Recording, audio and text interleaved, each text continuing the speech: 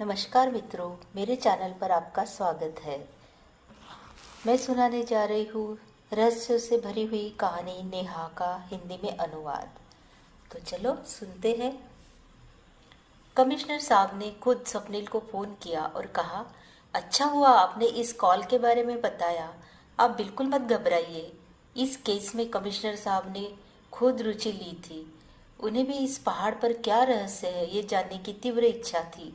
इसी उद्देश्य से काम शुरू किया गया, लेकिन गांव से जुड़ी घटनाएं, डर और अफवाहों की वजह से काम की गति थोड़ी धीमी सी हो गई थी। जंगल से पकड़े गए लोगों पर रिसर्च शुरू हो चुका है और यह सिद्ध हुआ है कि वे मानव ही है। उनके खून की जांच सामान्य से थोड़ी सी अलग आई थी। इसके पीछे कारण बताया गया कि उनका खान पान, गुफा में बंद रहना इसकी वजह से हो सकता है। उनके मध्यरात्रि में गायब हो जाने की बात पर उन्होंने कहा, संभव है कि उन्हें यह कला आती हो। अब भी कुछ बातें रहस्य में छिपी हुई है। संभावना है कि गुफा में कुछ लोग हैं जो इन पर नियंत्रण रखते हो। कई घटनाओं की अभी तक कोई व्याख्या नहीं हो पाई है। जब तक गुफा में जाकर देखा न जाए, सच्चाई सामने नहीं आएगी। अब इंतजार है कि आगे की रिपोर्ट क्या बताती है। स्वप्निल ने भी कह दिया, राजन जी को गुफा की कोई भी बात याद नहीं है। वर्तमान में यही सच था। राजन ने अब तक इस बारे में कुछ भी नहीं कहा था। उधर नेहा जब घर लौटी तो सबने मिलकर साथ में खाना खाया। काकू और दिनेश महाबलेश्वर के लिए निकल पड़े। उनकी अपनी गाड़ी थी। रात ज़्यादा न हो जाए इसलिए लड़कियों के लिए कैब बुक की गई। हर एक को घर छोड़कर ही ड्राइवर वापस आएगा, नेहा ने कहा। अब घर में सिर्फ आजी आजोबा रह गए थे। उन्हें भी अपने घर की याद आती थी, लेकिन इस वक्त लड़कियों और दामाद के साथ रहना उन्हें ज़्यादा अच्छा और ज़रूरी लग रहा था। राजन, नेहा बेटा, तुम्हारी सहेलियाँ बहुत प्यारी है। नेहा बोली, पापा अभी तो बस कुछ ही दिनों की पहचान है। आजोबा बोले, बहुत जिंदा दिल लड़कियाँ थी। उन्हें भी उनके बीच में नज़दीकियाँ बन रही थी। वह नेहा के अपने पापा के लिए प्रेम की वजह से ही थी। इन सभी लड़कियों को भी अपने पिता से बहुत गहरा लगाव था। दुर्गा और सुरभि, जिनके पिता अब इस दुनिया में नहीं थे, और रिया तो बेचारी कभी अपने पिता को देख भी नहीं पाई थी। शायद यही भावनात्मक रिश्ता उन्हें एक दूसरे के और करीब ला रहा था। अब जब नेहा को उसके पापा मिल गए तो वह सब बहुत खुश थी। दुर्गा ने तो सच्ची दोस्ती निभाकर दिखाई थी। आजो बोले, नेहा चलो 2 दिन के लिए नागपुर चलते हैं, राजन को भी अच्छा लगेगा। नेहा बोली, हाँ आजोबा, ज़रूर चलते हैं। आपको घर की याद आ रही थी क्या? आजी बोली, क्या, कौन, कहाँ जा रहा है? नेहा, आने वाले शुक्रवार का टिकट निकालती हूँ। एक दिन वर्क फ्रॉम होम कर लूँगी। कल्पना ताई बोली, हाँ बेटा, 2 दिन नहीं मिलेंगे क्या? नेहा, माँ, नारायण की स्कूल की छुट्टी नहीं है क्या? कल्पना ताई बोली, उसकी माँ भेजेगी क्या, जाकर पूछो तो सही। अच्छा, मैं जाती हूँ, नेहा पूछती है। नेहा हमेशा की तरह सामने नारायण के घर गई। डोरबेल बजाई। अब आएगी, बहुत ही प्यारी सी आवाज़ में बोलेगी नारायण की माँ। वो आ गई। अरे आइए आइए, अंदर आइए ना। नेहा बोली, हम 2 दिन के लिए नागपुर जा रहे हैं, नारायण को भेज देगी क्या? हाँ हाँ, ले जाइए ना। वैसे भी उसे यहाँ कहाँ मजा आती है, तुम्हारे ही तो घर पड़ा रहता है। तो काकू उसकी बैग तैयार रखना, शुक्रवार को निकलेंगे, मैं टिकट निकालती हूँ। नेहा घर वापस आई और माँ से कहा, अरे माँ, कुछ तो याद नहीं आ रहा मुझे, कुछ तो भूल रही हूँ। फिर कुछ देर सोचती है और अचानक चिल्लाती है, आई। कल्पना ताई घबरा गई। क्या हुआ नेहा, ऐसा अचानक डराओ मत मुझे। नेहा, अरे माँ, अरे आई, शनिवार को पापा की हॉस्पिटल में अपॉइंटमेंट है ना, पिछली बार भी छूट गई थी। आजोबा बोले, सबसे पहले सेहत जरूरी है। नेहा, अच्छा हुआ याद आ गया। आजोबा, फिर कभी चलेंगे। आजोबा बोले, हाँ बेटा। नेहा, आई, चाय बनाई हो तो मुझे दे दो ना, मैं थोड़ा रूम में जाके काम करती हूँ।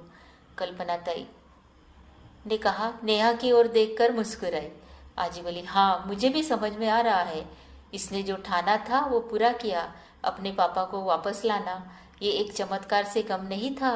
राजन बोले, नेहा जंगल कैसे पहुंची आज भी समझ नहीं आता। वहां पहुंचना आसान नहीं था। कल्पना ताई, उसे हर ओर से मदद मिली, जैसे नीति ने उसे चुना ही था इसलिए कि आपको ढूंढ पाए। गाड़ी में आवाज सुनना, जंजीर खींचकर जंगल में जाना और फिर भी वह सब कुछ एक तंद्री में करना, इतना बड़ा भयानक जंगल पार करना वो कैसे कर पाई, ये तो उसी को भी याद नहीं है। पर आप और आपके साथ के लोग नेहा नेहा क्यों कर रहे थे, ये तो आप ही बता सकते हो। मुझे कुछ याद नहीं आता, राजन बोले। कल्पना ताई, कोई बात नहीं, जब याद आएगा तब सुन लेंगे हम। आजोबा, कमलेश का बलिदान भी व्यर्थ नहीं गया। उन्होंने हर चीज, फोटो, अनुभव लिख कर रखे थे। उसी के आधार पर नेहा वहां पहुंच चुकी। राजन, मैंने तो कभी नहीं सोचा था कि दोबारा अपनों के बीच लौट पाऊंगा।